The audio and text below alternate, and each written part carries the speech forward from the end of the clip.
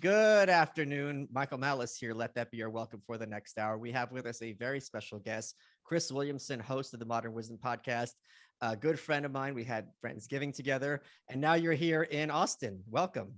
Thank you. Yeah, we should just shout it. I don't know why we're not just yelling it out of our windows, and we could record the podcast that way. So we're just talking about that you are about to get a haircut. I didn't realize that you're a fellow tribesman. What shul have you been going to here in Austin? I've just been trying to avoid you. So whichever one that I've GPS tracked your little shoes, and I just try and avoid that. Well, you're doing a bad job of trying to avoid me because you're blowing up my phone a lot. So that's really not how it happens. It's like, so what you were telling me, which I thought was very interesting, is that Americans have a very inaccurate perception of the lockdowns going down in your shithole country of the United Kingdom. What is the status quo there, and what took you so long to get to the States? Can you explain it to people? Yes. So this is prior to the Omicron variant coming through. Everything's just changed recently. But prior to that, we had fewer restrictions in the UK than you guys do in Texas. And when I said this after our episode on Tim Pool, sat around a table with a bunch of people that are quite proud Texans, I think that went down a little bit badly. Everyone there seemed to think that the UK is some sort of Australia Part 2, this sort of locked down penal colony with police roaming the streets and bans. In Austin, you need to wear a mask if you want to get in an Uber. You don't have to do that in the UK. In Austin, I went to go and see my buddy Daniel Sloss perform at the Paramount Theatre. I had to show proof of vaccination or a negative test to be able to get in. That doesn't happen in the UK. However, because of this new Omicron variant, which, by the way, I know that this is the way that the Greek alphabet works, but if you have a pathogen that's ravaging the entire world, don't use the term Omicron, because that sounds like one of the evil villains out of a Spider-Man movie. Like, just skip it. Pick the next one that's Nightlander. No one's scared of it. They skipped G because it's the Chinese prime minister. Okay, so they skipped someone, but they didn't skip the scary thing. Right. So, well, I mean, you're making it sound like they are trying to downplay the fear, as opposed to the incentive is to increase the people's fear.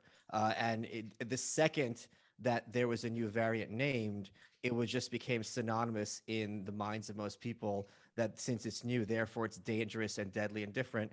In the same way that everyone who's blue-pilled thinks animals are all either domesticated or endangered.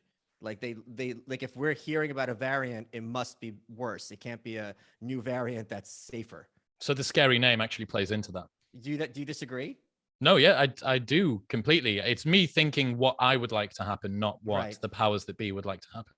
Yeah. So, and now you can make the argument very easily that it's there's a use to make it scarier because we want people to take it seriously and we don't know what it is and so on and so forth. But it certainly is not disadvantageous for them to have people in a state of fear. So you were saying about the UK. Yep. And then there was a travel ban from the Shenzhen zone over to the US. You couldn't fly in. Now I could have gone from the UK to Dubai for 14 days and then which again, even the fact that you can get around something simply by flying to another area for 14 days just shows how fragile and kind of pointless the system is. It's not about who you are, it's about where you fly from, which is a completely arbitrary rule to make. But I was able to come out. So 4 days after the travel ban got lifted, I was in your fair city. And it's really, really nice to be here, man. But this new variant, I think, has thrown the UK back into turbulence. We're now on the red list. The UK is on the red list to fly into Switzerland. People can't go in there without being quarantined. There's masks now being required on public transport and in supermarkets. And Iceland, which is, I guess, it's just a supermarket chain in the UK, the most recent... Can you hear that, Michael? Yeah, I think that's Brett. Brett, is that you?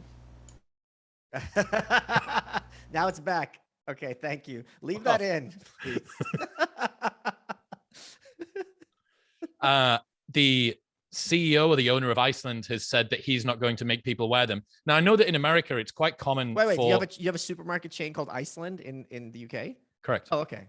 Yeah, it doesn't sell anything Icelandic either. It just sells stuff that's frozen, which... Oh, so it's like Iceland, not Iceland? Yeah, correct. Yeah, but it's spelled the same. Okay. They've co-opted an entire country. And he said that he's not going to force people to do it. Now, I know that in America, it's quite common to have discontinuities between perhaps what the central government, what the state Yes. legislature, and then perhaps private companies as well. You know, you have people like Ben Shapiro saying we will not comply, and they actually get their supporters to come and sort of rally behind them, and they push back. That's super rare in the UK, incredibly rare. So for a supermarket chain, there will be hundreds of these across the UK in pretty much every town and city. For him to come out and do that is a pretty big deal. So you were also saying that unlike in Australia, there's absolutely no, I wouldn't say possibility, but there's no will among the populace to have another series of lockdowns, that this is kind of a DOA concept, correct? Do Australia want to have lockdowns? Oh Or do you yeah. mean from the government? Yeah, Yeah. meaning like yeah, Yes. I think that Boris, after the sort of fluffs of last year, I think Boris played it pretty well. He's been more liberal than Scotland and Wales. Both of those places you need proof of vaccine or get a negative test to go into things like nightclubs and cinemas. They've got masking in certain areas as well. That hasn't happened in England. And I think it would take a lot to put people back into lockdown. Also, you've got such high vaccine uptake in the UK. I want to say it's about 83% double vaxxed, which is really, really high, especially when you compare it to this country. I think that because you have people that have already paid that price, if you ask them to have got vaccinated twice, then potentially consider a booster and then go back into lockdown as well, I think that's going to be seen as so egregious that it's maybe not even an option. One of the things that you recently did a TEDx talk. It was Newcastle, TEDx Correct. Newcastle, and you sent it to me. I watched it. I thought you did a great job, but I completely disagreed with your premise, and I thought this would be a good chance to break it down. Can you tell the audience what the gist of your TED talk was? Yes. So I realized throughout my 20s that I'd played a persona being somebody that I thought would be liked by other people in the hopes that that would be the sort of person that would find success competitively, success socially in relationships, and fulfillment spiritually. Can you explain, like, this is like for a lot of people in their 20s, that's not at all unusual. Like, you think, all right, I have to be this kind of figure, and this is going, and it never works. Or I shouldn't say never, but it's almost always counterintuitive, because even if it works in the sense of getting friendships, the friendships are going to be fraudulent, and there's going to be a lot of self-loathing involved. What did you think you would have to be in order to be someone who is like, what persona did you feel you were playing? So for me, it was a party boy, big name on campus. My self-worth was created by the girl that I was sleeping with, or how busy my club nights were, or how cool people thought that I was, or how many people knew my name, or whatever. And yeah, maybe with the benefit of hindsight, you've said, you know, this is what everybody in their 20s does. They try to find a persona that's liked and then realize that trying to be liked is the wrong way to go about it. But to me, it was a revelation, and it's kind of just a story of that happening. And yeah, the synopsis is that if you want to try and be competitive in the job market, then that's not going to happen by trying to be like everybody else, because your unique offering is yourself. Nobody can beat you at being you. That's the thing that you bring to the market, is your unique combination of skills and talents and genetic predisposition. The same thing goes for relationships. If you're trying to get into a relationship with someone, you've never fallen in love with someone and said, you know what it is? I just really adore the way that their opinions are so predictable. I love the fact that I know one of their views and can accurately work out what the rest of the things that they're going to say about the world are. Again, we love people for their uniqueness and their flaws and their idiosyncrasies, or at least I think so. And then when it came to spiritually, you're compromising the genuine person that you are. There's a story about Salvador Dali that he's probably one of the most eccentric people that I've ever read about. Sure, of course. He, just as some interesting stats about him, his parents had a child 9 months before Dali was born called Salvador Dali. And that baby died. And then the mum got pregnant again, called the second son Salvador, and were adamant that he was the reincarnation of their dead baby. He used to throw himself down the stairs as a child because he was so masochistic that he enjoyed the pain of being throwing himself down the stairs. He once locked himself in a deep sea diving suit whilst giving a talk and had to be wrenched out of it during it. But as brilliant as he was, Michelangelo didn't do Dali and Da Vinci didn't do Dali. So if Dali hadn't fully embraced all of this weirdness to manifest forward and create the person that he was, which enabled the work that he did, the world would have been fundamentally less complex and beautiful. He would not have spoken forward what he was able to do if he had tried to be something else. And if we want to have a beautiful, fulfilling, varied world where everybody manifests what only they can, then people need to stop curbing the edges of their uniqueness. And that desire to be liked over a desire to be truthful and honest to yourself was kind of the story of the talk, I guess. But this is where I'm seeing a huge disconnect, because Salvador Dali was a once in there's only been one Salvador Dali. There only will be one Salvador Dali. He was a unique, amazing talent. Another fun fact: he had a pen name, or not pen name, an alter ego named Avita Dollars, which is an anagram of Salvador Dali because he loved money so much. That was his persona. And he was friends with Warhol, and he had a very eccentric look and manner about him. But when you're an artist, and he was one of the first, if not the first, I know Jackson Pollock did this to some extent as well, and so did Warhol, who realized, I'm selling myself as well as my art. That if I am a person whose name gets headlines, if I'm seen at parties, if I have a reputation as this eccentric figure, it's going to make my art increase as well, which is not to take away from his unprecedented artistic talent. Ayn Rand, who's, I'm writing about her in The White Pill, one of Dali's paintings was her favorite. And she's a hardcore realist, but the Christ painting, I forgot what it's called, was she regarded as her favorite painting. You could see it at either the Met or MoMA in New York City right now. But Dali was an amazing figure who had a lot to offer and saw things in an extremely unique way. I don't understand the claim that the vast majority of people, or even a majority of people, have something unique to offer. And in fact, I think a lot of people fall in love with someone whose views are predictable because it makes them feel safe. And it's like, I know this person shares my worldview, so I can rely on them. Perhaps this is my bias speaking forward then. Maybe this is me extrapolating what I want for myself and what I want in other people that are around me. Like, I don't have, I'm friends with you, right? I haven't chosen to have friends that have got predictable views. Sure. So maybe I'm erroneously using my mental state and thinking that works for many people. However, I don't think that you can argue that the world becomes a better place by people trying to embrace what they've got as opposed to trying to copy other people. If you try to be Joe Rogan as a podcaster, the very best that you can hope for is being the second best Joe Rogan in the world. Sure. And that works. You mean Lex?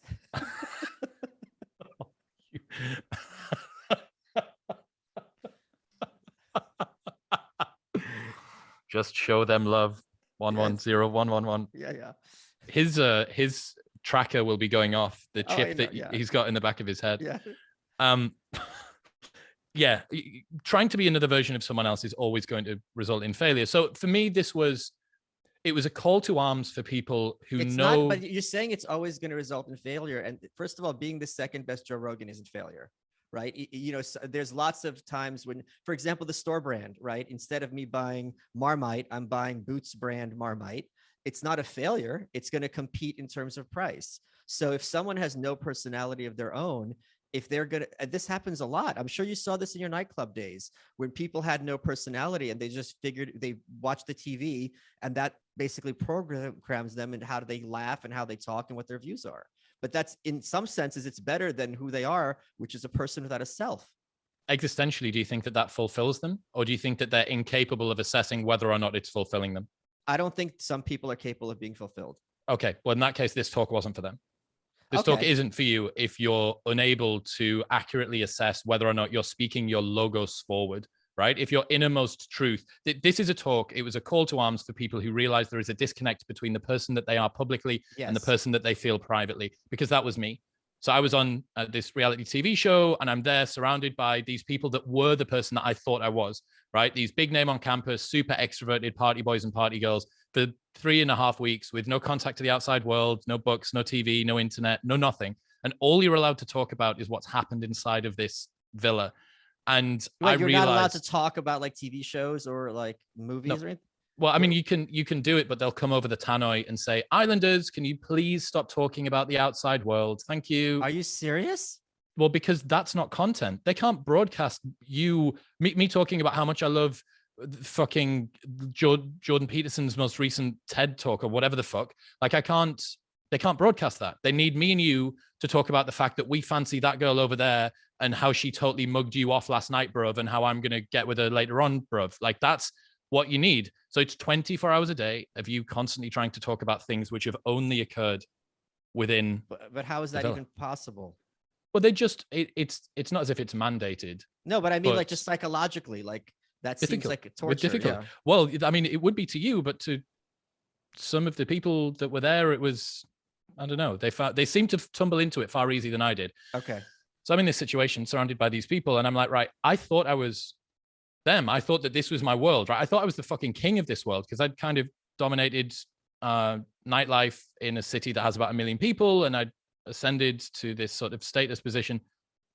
And I just realized that wasn't me. And I was like, okay, there is a problem. There is a disconnect between the person that I think I am and the person that I truly am. And that's the story there. Now, do you know what it is? I think that you're right. Maybe the more normie people out there don't have the capacity or the will to do that. And maybe for them, it is better to be the second best Joe Rogan in the world, or to take their programming from what they see on TV. Because if you are so bland and gray and vacuous already, a little bit of spice perhaps adds something to you and actually creates the simulacrum of a persona. But if you believe that you have something to add to the world, like a Dali, then you need to not do that. You need to make sure that you are able to fully embrace everything that you've got. Hey guys, Michael Malice here. Now, we all want to make sure our family's protected in medical emergency, and what many of us don't realize, health insurance won't always cover the full amount of an emergency medical flight. Even with comprehensive coverage, you get hit with high deductibles and copays. That is why an Air Medcare Network membership is so important. As a member, if an emergency arises, you won't see a bill for air medical transport when flown by an AMCN provider. And best of all, a membership covers your entire household for as little as $85 a year. AMCN providers are called upon to transport more than 100,000 patients a year. It's coverage no family should be without. As a listener of our show, you'll get up to a $50 e-gift card with new membership. All you have to do is go to airmedcarenetwork.com/malice and use offer code malice. Hey guys, we got a different kind of sponsor for this episode. It's the Jordan Harbinger Show. It's a podcast you really should be listening to. Every day someone tells you have to listen to this podcast. You have to listen to Your Welcome. You have to listen to Part of the Problem. Those people don't know what they're talking about.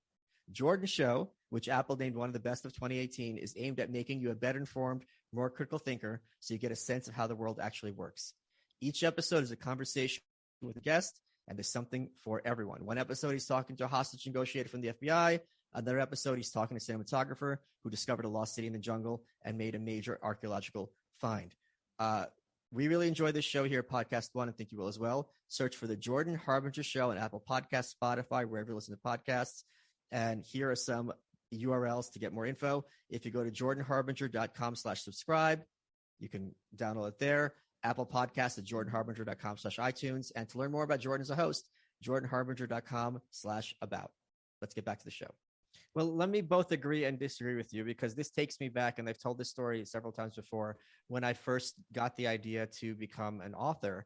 And I had the idea because I did stand up for a few months, and it was very jarring because the same jokes that would kill one night would walk the room the next. So to have the same material have such disparate outcomes really did a number on me. And I also came to realize that, my kind of cerebral, really out there sense of humor doesn't fly when it's a room full of people from Jersey who are out Friday night drinking, maybe on a date, and they want to hear dick jokes, right? And I thanks to my pompous attitude, I thought that stuff would be too easy, but at the same time, that's what they want. So was a real disconnect. And when I started wanting to become an author, there was a book that was heavily recommended by Chuck Palahniuk, who I think is a brilliant author in terms of concept, and a really not very good one in terms of execution. He has great ideas. Like Fight Club is one of the few movies where I think it's hard to argue that the movie isn't head and shoulders above the book. And he's got several other books to his name, which have great plots, but it's just not well executed. And he recommended this book called Jesus' Son by Dennis Johnson. And I read this book. It's a selection of short stories, which was made into a superb movie, by the way. And it made me want to quit before I even started. I didn't realize he's like a national poet, that was his background, because I thought to myself, I can never be as good of an author as this. It's never going to happen. And it still hasn't happened. But then I realized, well, I don't have to be as good as Dennis Johnson. You know, when I first started lifting, I went with my buddy Matt Hughes, who was a UFC fighter. And I'm like, and he was very supportive. And I'm like, I don't have to be a world champion fighter to be improved at the gym. You know, we set ourselves up. And again, you're not saying this at all, that you have to be Dali to be unique, but we certainly have the capacity to be more unique than we are. But I think what I've had this argument with a lot of people, so let's suss this out because I'm not sure where I stand. I think there is a large percentage of population who compete on conformity, and that but they demonstrate submission like dogs do, you know, and they kind of watch the same shows. They have the same quips in the same syntax. You see this on Twitter every 5 minutes. I'll take something that didn't happen for $500, Alex. Alex Trebek has been dead for quite a while, and so has this joke format, but they still use it. And this is like a simulacrum of personality. But I think for many of these people, and you tell me if you haven't seen this in your nightclub days, you take away this simulacrum, there's literally no one there. Yeah, I think the people that I've chosen to surround myself with just don't fit that mold. Right. And maybe I see this on the door of my nights, but these kids are aged 18 to 22. So, I mean, you know, you're a child that's legally allowed to drink in the UK. What hope have I got for you to have found your inner self here? You're just watching someone learn about the world. It's the first time they've been out with them and a girl. It's the first time they've been out on a birthday. It's the first time they've been out in fancy dress. So as people are exploring the territory, and maybe here's something that I think about a lot, man, like how much I believe that the really important existential world wisdom ideas that I come upon are genuine insights that I've worked at, and how much of it is just a byproduct of fucking getting older. But because you'll never know. I'll never know how much of the inner work and how much of the reading and spending time speaking to you and working through stuff, how much of that contributed to it, and how much of it would have just come along for a ride, the same way that a light gives off light, but it also gives off heat as a byproduct. Maybe the wisdom that you incur is just a byproduct of getting older. No, I think it's both, obviously, but I don't think it's a byproduct, because obviously as we get older, we have more data, but it's incumbent on all of us to sort through this data and make it coherent, as opposed to just sweep it under the rug. This happens with relationships, happens with work. There are things now as an author having done, I literally don't even know how many books I've done. It's probably 10. I'd have to sit down and count, but things that are second nature to me, that right away, if someone has never written a book, I can spot and be like, you know, this is kind of amateur stuff. That's, you know, there's so many red flags. A big example to everyone out there: if you're writing a book, do not break the fourth wall and speak to the reader directly. Like if I see someone say, you're probably thinking, you're the author, you're giving me a monologue. This isn't a dialogue. I literally can't respond to you. Don't tell me what I'm thinking, and don't tell me what I'm probably thinking, because I'm one person. It's not a statistical population. So that's an easy one on top of the head that people who are newfound authors often make as a mistake. I'm also curious, do you think that there is a big difference in terms of being culturally homogenous in the UK versus the US? Oh, massively. Yeah. The UK is just so much smaller. And if you look at the population density, so how many people on average per square mile of territory that country has, it's not even, it's like 1/10 or maybe 1/50th, I think, is the difference. So you guys we're about 60 million, you're 330, and the population density is so much different. So you just have people crammed into this very, very small space. Now, an interesting thing is that we've retained accents. So you can go 50 miles and hear a completely different accent. Liverpool and Manchester are probably only 30 miles apart, or maybe even less. And even you would be able to pick up, well, actually you're educated in UK stuff, but any American will be able to go, I know that and that sound really, really different. I'm not sure that the same thing occurs in America, but culturally homogenous, everybody watches the same shows. We don't have the same, here in the US, people's political affiliations change the sort of stations that they watch, specifically to do with news. We don't really have that in the UK. We've got GB News, which is kind of our closest approximation of a center-right news organization, but that's brand new. And I've never even heard of it even. Yeah, it must be marginal. And Andrew Doyle has got a show on there, which is really, really good. But yeah, you know, it's very much homogenous because it's a smaller country. There's fewer people there. And I've got this Dali story in my head that I need to tell you before before it goes away. Okay. It's the persistence of memory. Go ahead. Did you know about how he got his wife that he called his muse? Have you heard this one? No, I've not. So he fell in love with a woman who was currently in a marriage, and he considered her to be his muse. He courted her, decided that she was going to break off the marriage, married her. He immediately bought her a castle and started treating her like a queen. So he buys her this castle. She lives in it. She's got servants. She's got assistants, but he doesn't live with her. And he sends her formal requests to visit her that she then has to reply to and accept to let him go. So he treats her almost as sort of this semi-deity position. And he really wraps this muse that he fully commits to the muse idea.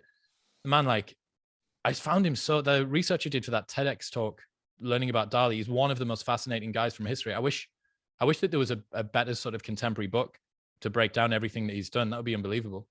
Well, there was a book that just came out. I think the author's name was Gopnik in, I believe, April, about Warhol, and it's 1,000 pages or so, and it's just really superb and very comprehensive.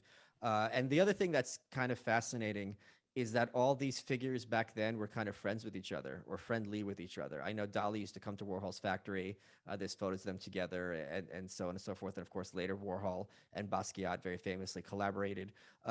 So I think people also don't appreciate, podcasting is another one, just how insular these scenes are, and how also important, speaking to what you said earlier about being yourself, how reputations spread.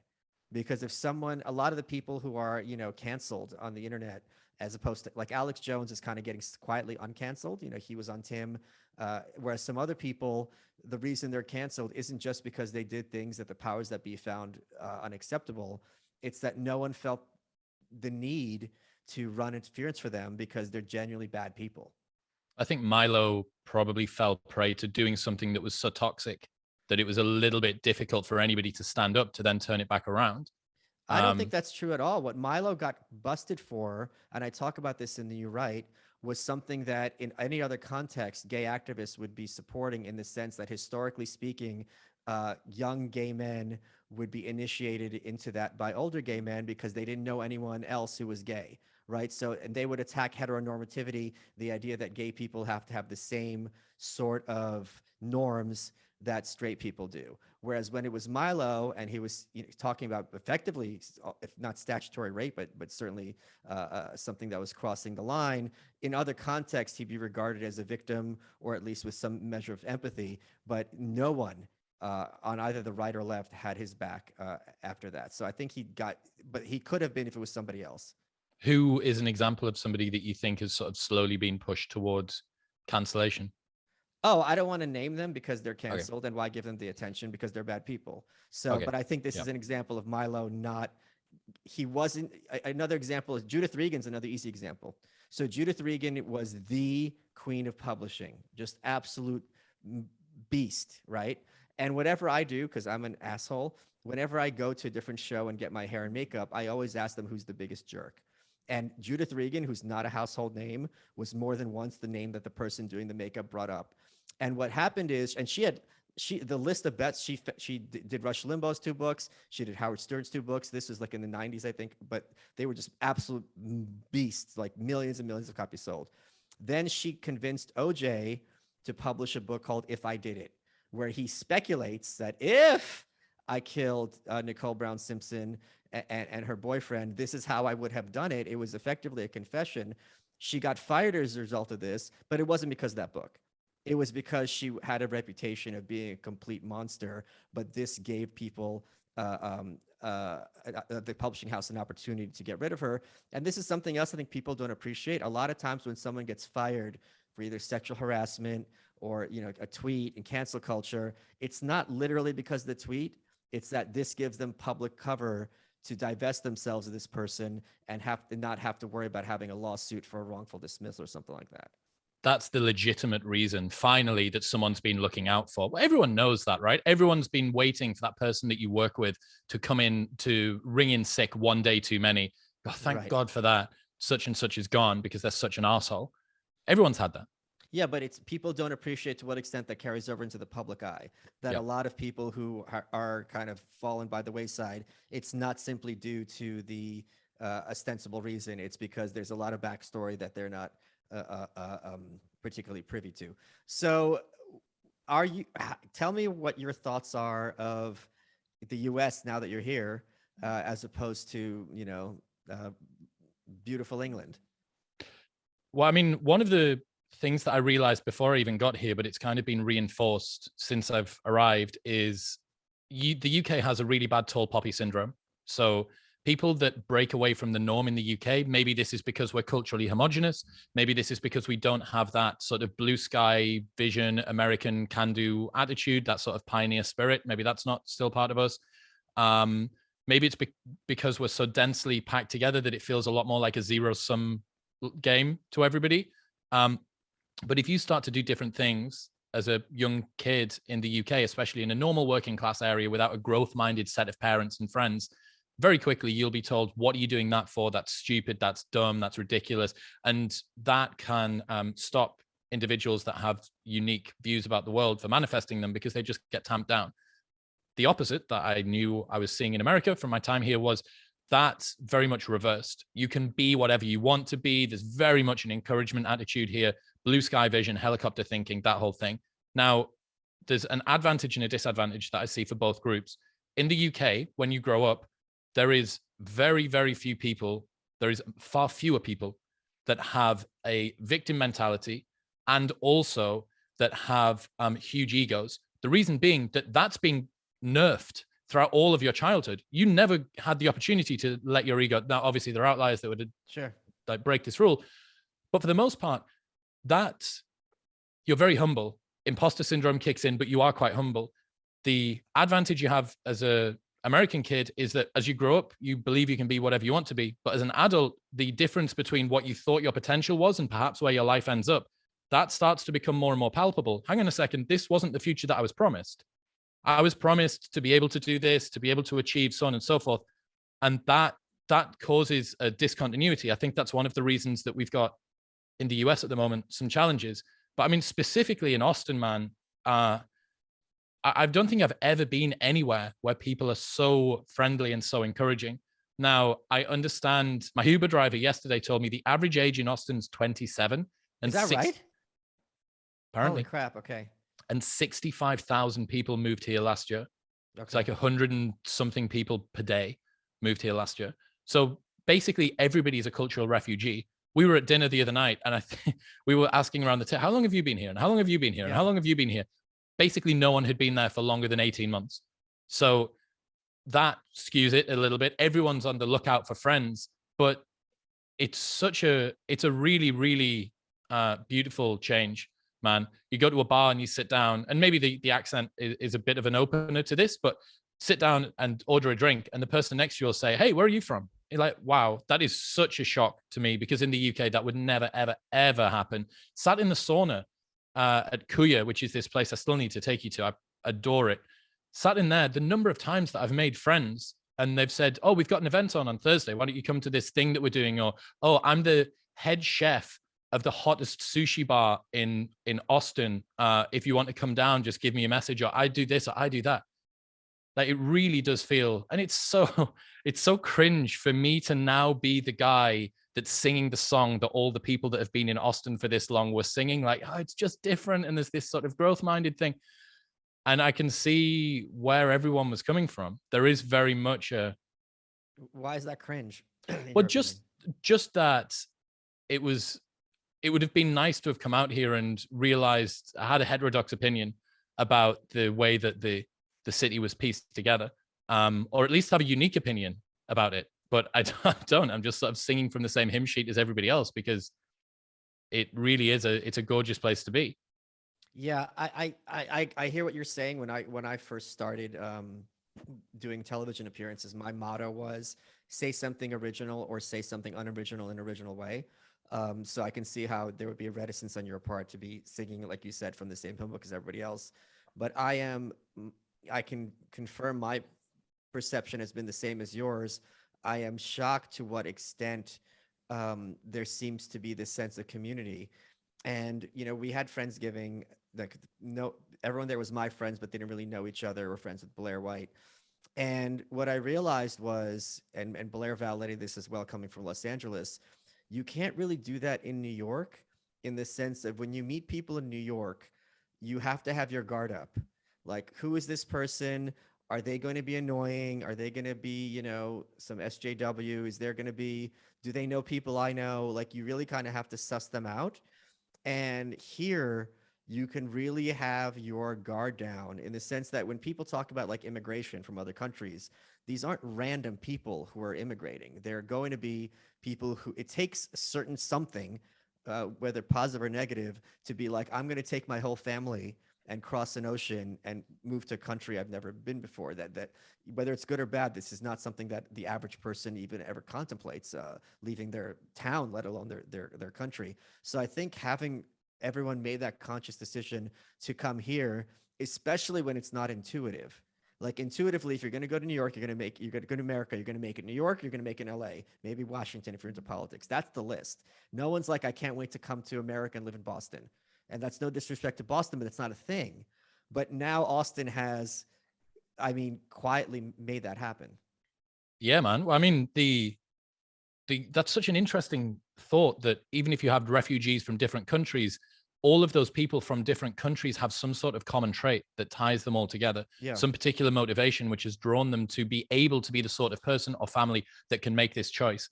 And yeah, perhaps that's it. Perhaps it's the fact that people from different backgrounds, different countries, different genders, different political leanings. Well, actually, different political leanings. I'm yet to see anything SJWE over here. And I've heard that Austin's supposed to be the most progressive, woke Yeah, I'm not seeing it at city in all. Texas. Where the fuck are they? Yeah. I don't know. But yeah, I mean, that's nice as well, to think that people can be binded together, or they can be bound together more by their view of life, their view of the world, their motivations, what they want to try and achieve, than anything else. You can have me and a PT and a sushi chef sat in a sauna, and we all have stuff to talk about. And what have I got in common with a sushi chef? Absolutely nothing. But it works. For 2 years now, you and I were supposed to have gone to my motherland, the Soviet Union, former Soviet Union, in Russia, Russia and Russia, Ukraine. Russia, Russia. And now that's is like another. I don't know if that's ever going to happen. It's kind of makes me sad because I was very excited about it. I'm currently writing about it for the White Pill. It's very disturbing. What were you? Have you ever been there at all? No, never, man. Never. What? The closest I've been is Poland. Okay. Like, so just going that way, really, for Brits going on holiday to Europe, going further east isn't a thing. We want to go as far south as possible and try and catch some sun. Yeah, Mallorca, whatever it is, right? Yeah, Spain, Mallorca, the Canary Islands, Lanzarote, and stuff. So wait, what brought you to Poland? I was a college trip.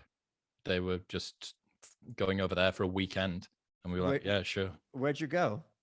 I can't even remember. It was 15, 16 years ago. We were just drunk. We were drunk for the entire time. You're 17 on a bus. All that you're doing is drinking. I I really hope you guys didn't go to Auschwitz, No. because that would have been just throwing up. Leathered in Auschwitz. Yeah, leathered. Is that what you guys call it? Like drunk, yeah. Eh, Battered, leathered. Okay. Hey guys, Michael Malice here. Do you ever feel like you're being followed around the internet and maybe advertisers know a bit too much about you? So IPVanish VPN is here to help you take back your privacy, or as Chris would call it, your privacy, and become anonymous on the internet. So what a VPN is, it's a virtual private network. You can use it on your computer, tablet, phone, even a Fire Stick if you're streaming media. When you use a VPN, all your data is encrypted. What you're reading, those websites you're going to, what you're watching, whatever it is you're doing. And that's important because what you're doing is no one's business but yours. For listeners of the show, IPVanish is offering 65% off their annual plan. It's only $375 a month. Super easy to use. Turn it on with one click, and it runs in the background. If you do run into a problem, you boomers, no problem. They got 24/7 support by email, chat, and phone. If you go to ipvanish.com/malice and use promo code malice, you get your 65% off savings. This is the time to sign up. IPVanish is also the best of best. They've got a 4.7 out of 5 rating on Trustpilot with more than 6,000 reviews. Go to ipvanish.com/malice to get the deal and start protecting your online anonymity. Hey guys, want to take a second and talk to you about Fume. It's a sponsor that I really think is great. Let me give it the URL heads up. If you go to breathefume.com, BREATHEFUM.com, and use promo code Malice, you get 10% off. What is Fume? Fume is the #1 natural way to quit smoking. They take the benefits of super plants, behavioral science, and design to make quitting smoking a bit easier. What you get is a fume. It's carved out of Canadian wood. And then you have these super plants, these cores that you stick in the end. So you have that replacement hand-to-mouth motion that smokers are kind of making a habit of. It's a great way to have an in-between step between smoking and going cold turkey, which is too much for many people. And now they sent me one. It's really cool. They have a 2021 holiday box with 4 unique cores. One is candy cane, one is eggnog, one is spice orange, and one is snickerdoodle. Yes, we can call each other that. Only limited to 1,500. If you go to breathefume.com, BREATHEFUM.com, promo code Malice, you get 10% off. And it's a great way to also save money because smoking is expensive on the wallet and on the lungs. So please do check them out and take care of your health. Let's get back to the show. You have gotten some of the greatest thinkers of our time on your show. And this is going to be a big question, but something you always put on your Instagram are things that you've learned, right? And how you orient your show is you're very much about having, I have this amazing guest who has an amazing mind. Let me pick at his brain and expose it to the audience, as opposed to me, Chris Williamson, putting my, perspective necessarily across. What have been some of the biggest takeaways that you've learned from your show in 2021? Because you've had some like major heavyweights.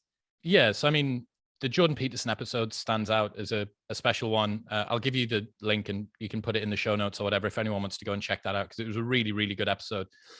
During the research for that, I came across this tiny little section from one of his lectures where he says, "Don't practice what you do not want to become." And that that refers to the fact that every action that you make is a vote for the type of person that you're going to be in the future. If you want to be a fit person in 6 months' time, your decision to go to the gym or not to go to the gym today just nudges you ever so slightly toward that.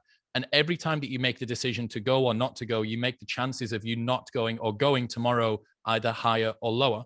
So it's ruthless. The way that habits work in our mind, you don't get to choose not to make a habit. You simply get to choose what type of habit you want to make. And that realization it kind of lends a degree of seriousness to all of the things that we do, how we spend our days. And that to me I quite like that. I quite like that seriousness. Okay, if I want to hit snooze today, it's going to be harder for me to not hit snooze tomorrow. And the same rolls forward for everything. So that was a really good insight. Aubrey Marcus asked a really beautiful question. One of my buddies went and took some psilocybin and sat on a rock and listened to Hans Zimmer. He's quite successful. And he had a question come up, which was, do people love you for who you are, or do people love you for what you do? And I mentioned this. Good question. Fucking amazing question, man. Yeah. So that's the first stage. I mentioned this story to Aubrey, who's like king of the psychedelics. And he said, okay, let me turn it round. Do you love you for who you are, or do you love you for what you do? Because we're asking the world to love us for who we are.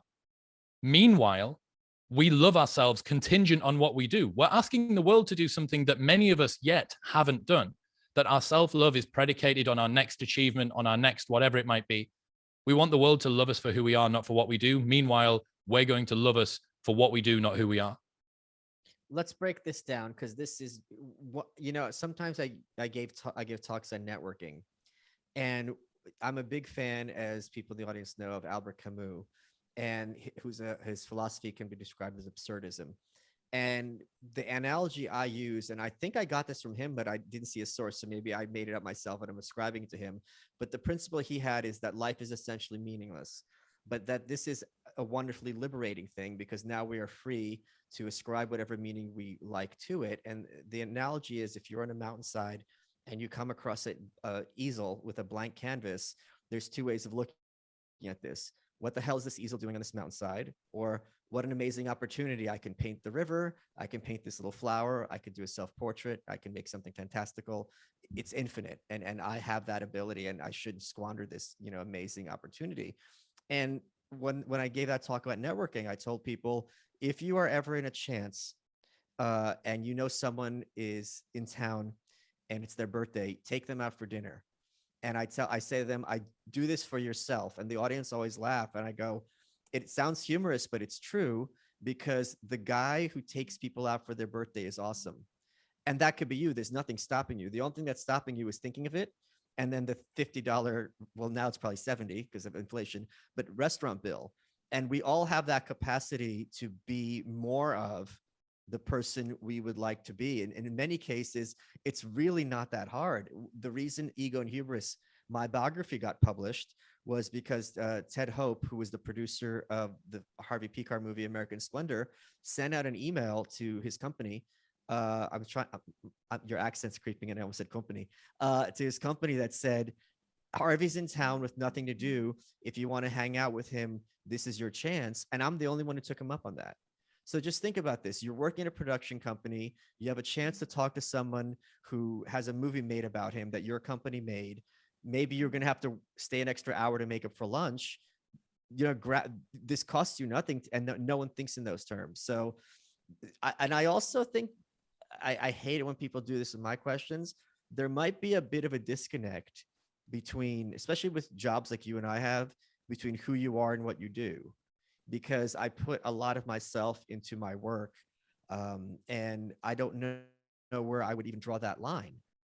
Yeah, that is an interesting question. It's specifically for people that put themselves out there, because what that question is trying to ask you is there a disconnect in how you present yourself to the world and what people think you are versus what you genuinely are inside? I think that's kind of what that story is trying to get at. Your point there about networking is so important. The fact that a tiny little rule, a rule of, if somebody's in town and you have the opportunity to meet them and you think they're interesting, just go for it. Don't really think about it too much. The fact that, I don't know, maybe 20 or 30 operating principles like that, just common situations.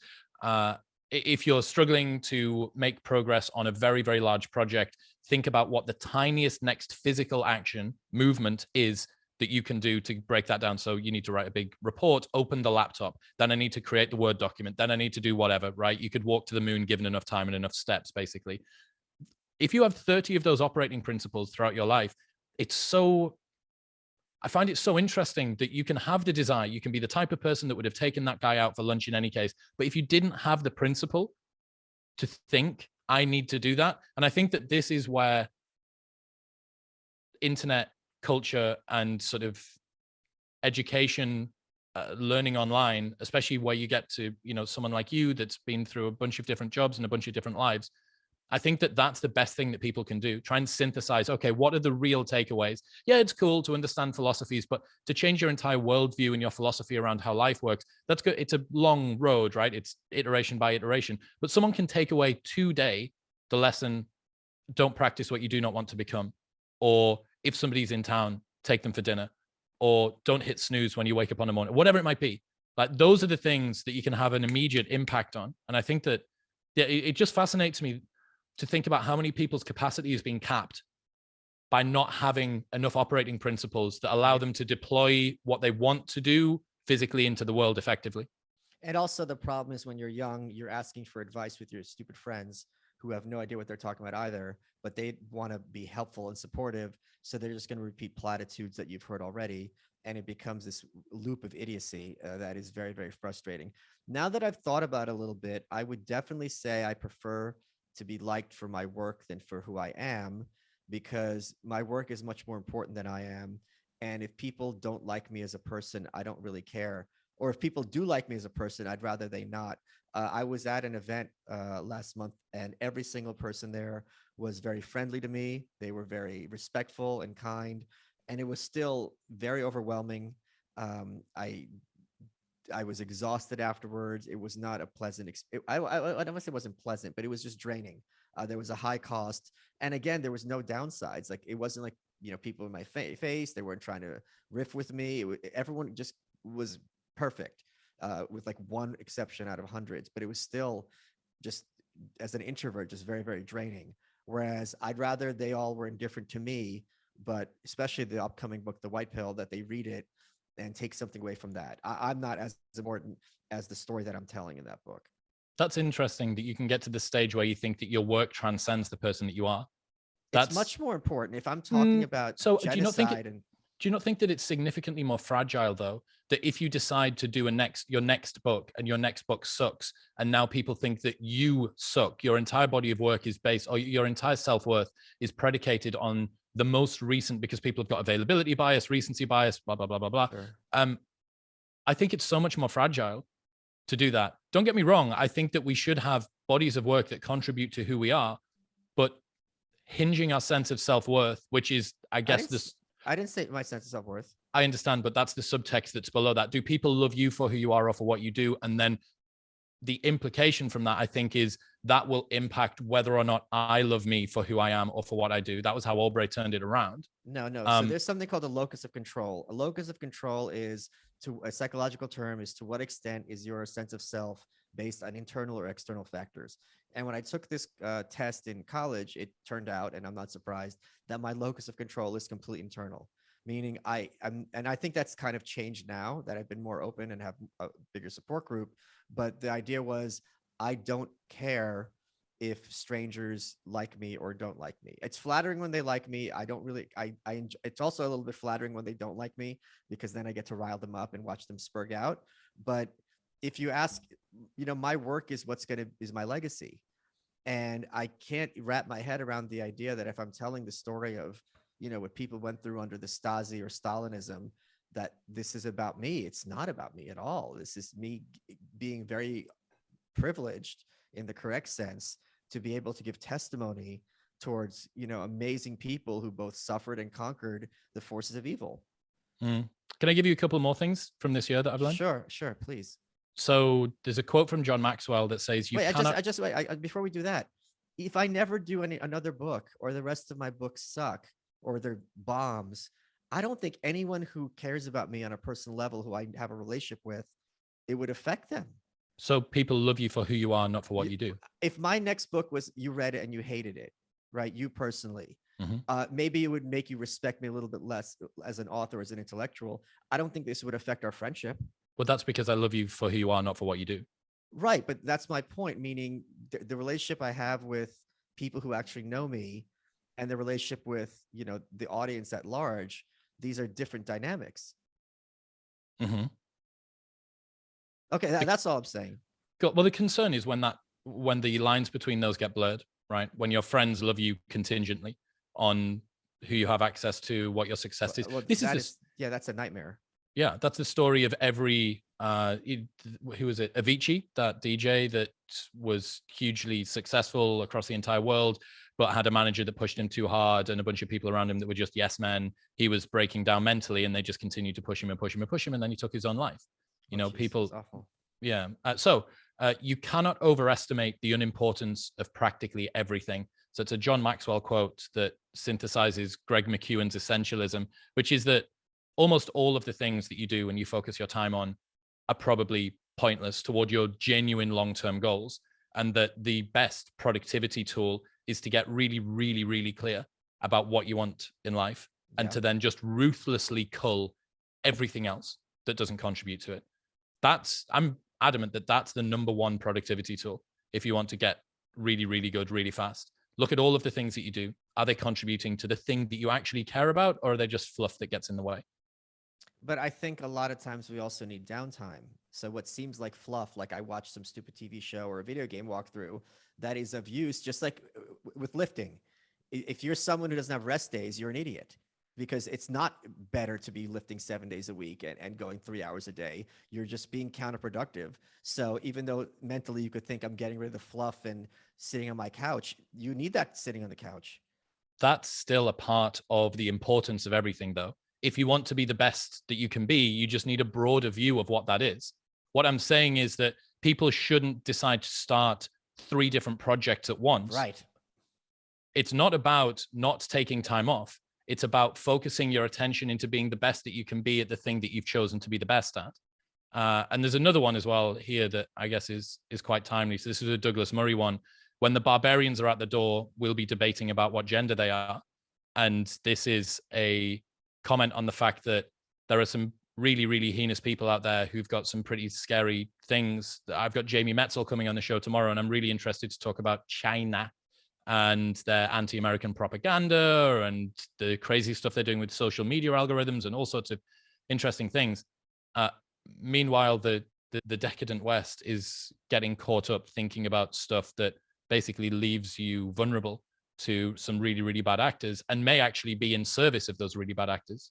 This is Walk-Ins Welcome with Bridget Pedicy. I love hearing people's stories of resilience and grit. This is why I created this podcast. We are very excited to welcome Jim Gaffigan, Yasmin Mohammed, Glenn Beck, Tim Dillon, Abigail Schreier, Jeff Garland, Ayan Hirsi Ali, Sam Harris, Heather Hying, Jonah Goldberg, Ben Shapiro, Glenn Greenwald, Sarah Shahi, Colin Quinn. If there's a culture of victimhood, then let's tell stories of grit and survival. Subscribe and listen now on Apple Podcasts, Spotify, or wherever you get your podcasts.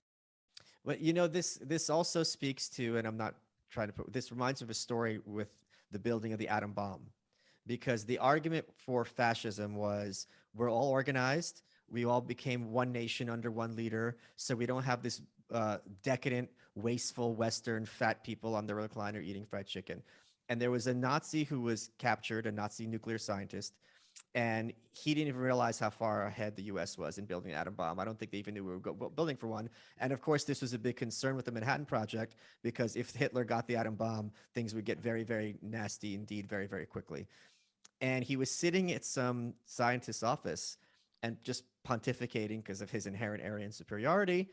And the guy had a paperweight, and the Nazi goes, all right, let's suppose this was uranium-181 or whatever the number was. And he picks up the paperweight, and it was. He's like, oh, because he felt from the weight. And that was this great moment where it's like your system of Superman really isn't as great as it's touted to be. So I think there's a big fear in America that since the Chinese, kind of maybe have this, but it's easier when someone's a boogeyman to ascribe them supernatural or superhuman powers, that they're very focused, and we're kind of, arguing about gender.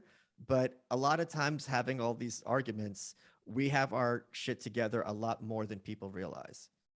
That's a cool story. Because it's a lot easier to think that the guy outside is scarier, because familiarity, it's like, we know Americans, like, they're not that impressive. Whereas this ominous, Chinese tiger, it's going to come and get us. Well, I mean, that's also part of China's propaganda wing, right? It's to appear as strong as possible to try and give off that. I mean, especially as you're Russia, you'll understand that that's, to me, based on what I know about the country, it seems like that show of force, of strength, of resiliency is very core, not only to the individuals that live there, but culturally and governmentally as well, in terms of how they want to be perceived on the world stage. I mean, this was the reason for covering up Chernobyl, was it not? The fact that they didn't want to look incompetent, and it was just layers and layers of people all the way up, desperately trying to not look incompetent to the person above them. And then when it reaches the top, trying to not look incompetent on the world stage. And that's also the reason why Putin is one of the big reasons Putin's so popular, because after the collapse of the Soviet Union and the loss of Russia as the rivalrous superpower to the United States, all of a sudden Putin made Russians feel like badasses again. People are scared of Russia. People are talking about topless photos, riding on a horse. Yeah. So what are some of the other things that you've learned in this past year? Yeah. Okay. So what's a good one here? Perfectionism is procrastination masquerading as quality control. This is a really good lesson. A paradoxical thing about people who consistently choose the most high leverage activity is that their efforts have a rough-edged, half-arsed quality, because polishing things to perfection is a low leverage activity. Yes, that's why you have a proofreader. Yep. Because if I have typos in my books, which I do, it's the job of the proofreader, not the author. And I always tell the kids, and I'm sure you're going to back me up on this because you've hired a lot of people in your lifetime, don't aspire to excellence, aspire to competence. Because when you're young, you're not going to be able to be excellent.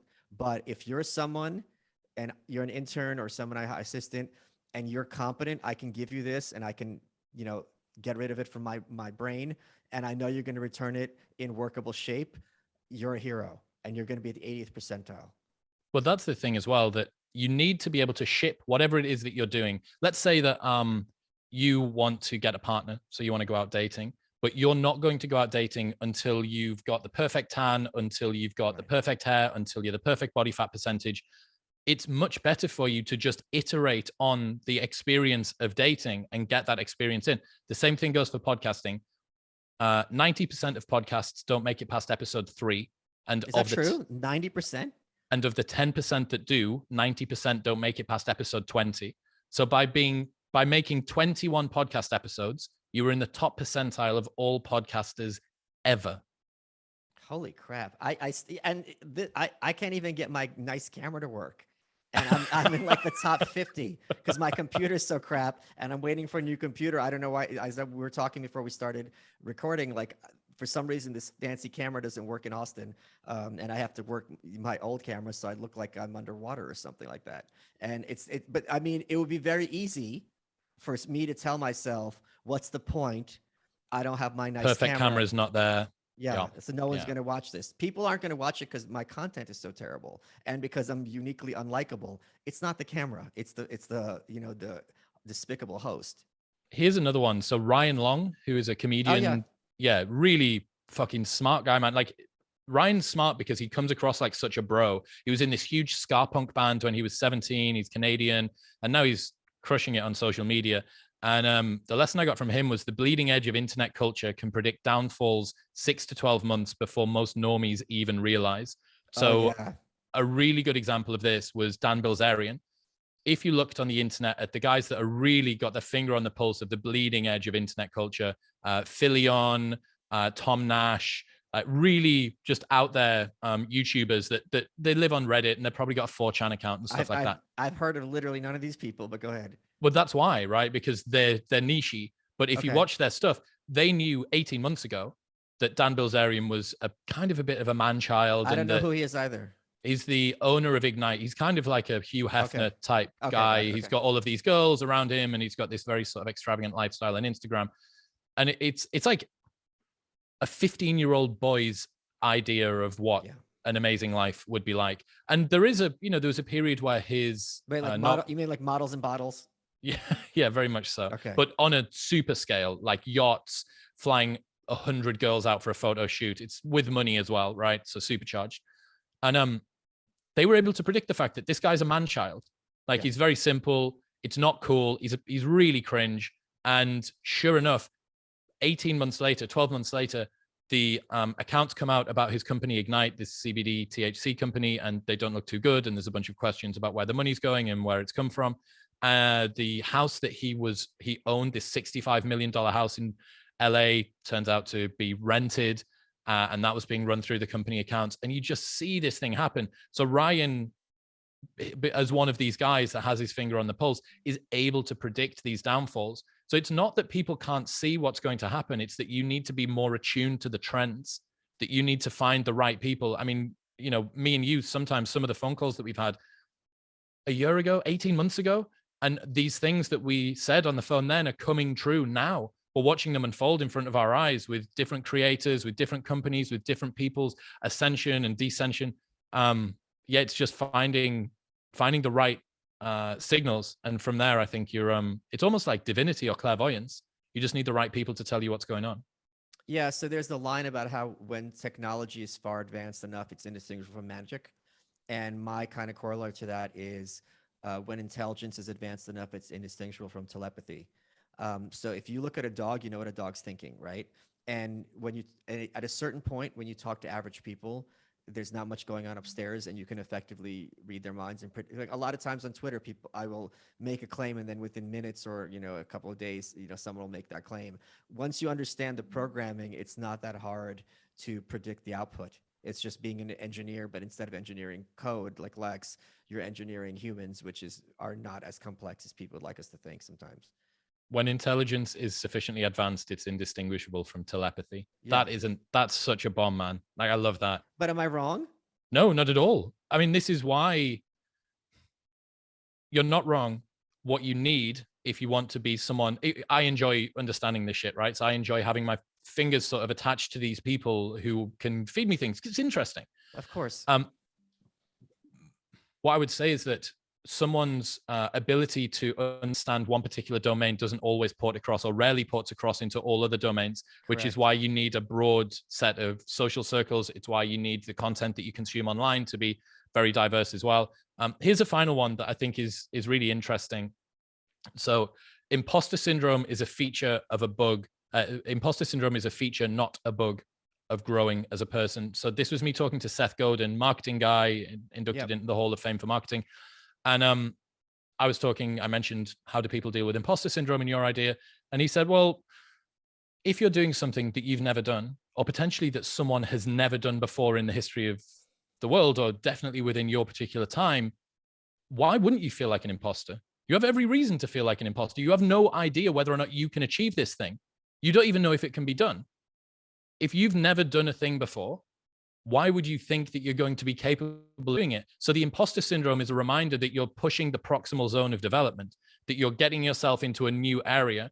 That's not to say that imposter syndrome is good, but it's that for the people who do suffer with it, a lot of the time they're told, oh, you shouldn't have imposter syndrome. You should feel like your competence is able to get you as far as you want. However, if you've never done this thing before, especially if you're on the come up, if you're a younger guy or a younger girl who's doing something for the first time, how do you have no proof. Imposter syndrome is a feature, not a bug, of doing something for the first time.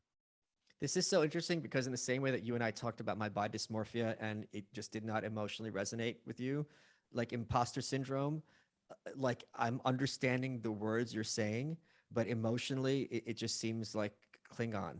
Like none of that has emotional resonance to me, and I don't know why that is, but it's just there's so many, whatever you're trying to do, there's so many people who are doing that thing who are complete clowns and frauds. Let's suppose like you want to be someone who talks about politics. And everyone listening to this right now can, off the top of their head, can think of 3 people who talk politics who have no business talking politics. So when you have the bar set that low, you can't be an imposter. All you have to be is, can I be better at this than Brian Stelter? And when you say in those terms, it's like, well, yeah, it's not that hard. You just have to not look as much like a potato.